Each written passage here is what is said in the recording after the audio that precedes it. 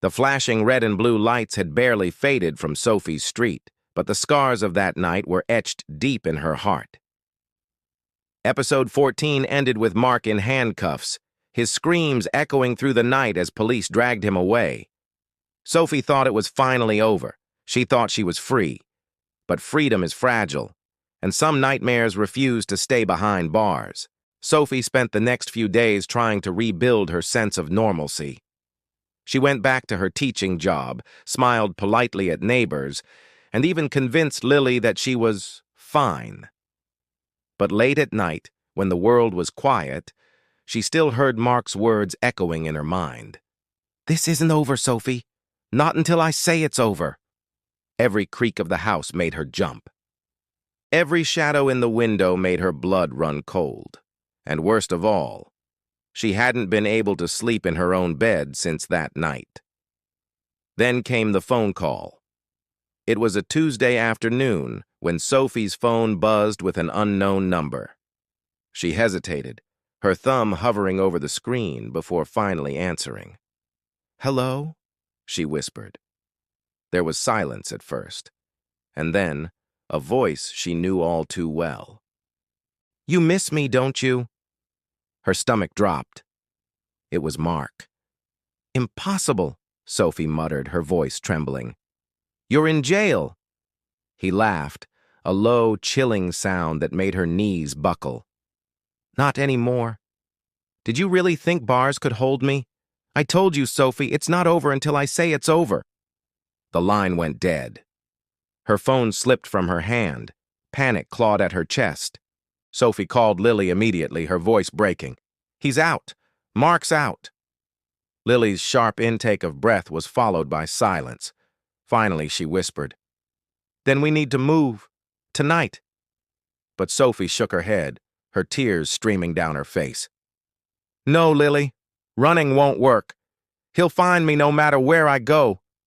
This time I have to end it." That night, Sophie couldn't shake the feeling of being watched. She locked every door, checked every window, but her heart told her it was pointless. Somewhere out there, Mark was waiting. At 2 a.m. it happened. A soft knock on her window, not loud, not threatening, almost playful. Sophie froze. Her phone buzzed with a new message. With trembling hands, she unlocked it. The text read, "Nice curtains. Blue suits you." Her breath hitched.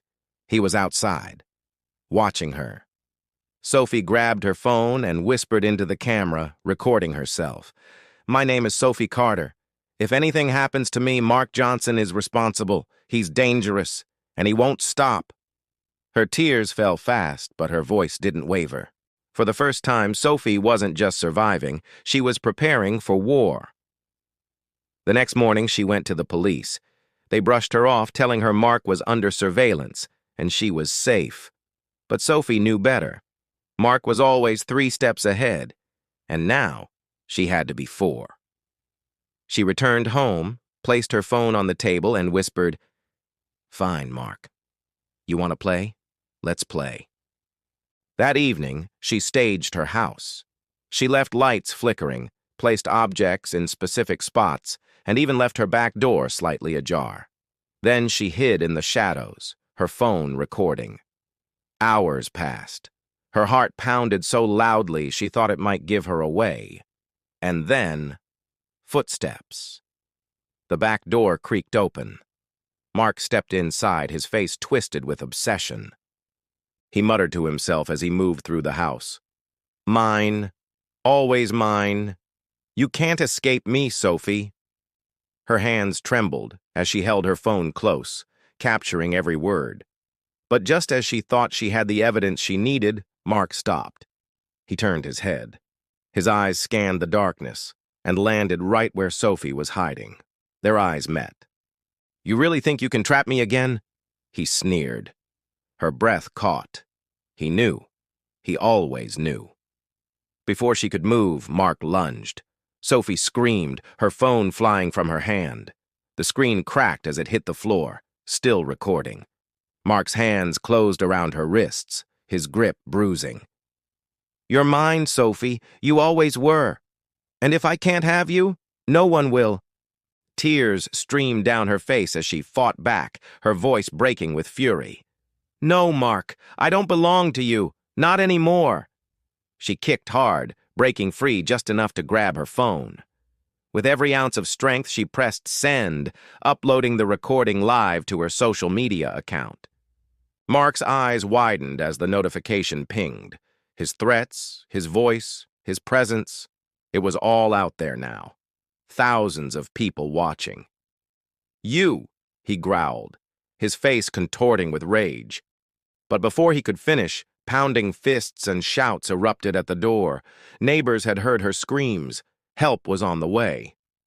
Mark bolted, disappearing into the night like a shadow. Sophie collapsed onto the floor, sobbing. The recording had gone viral within minutes.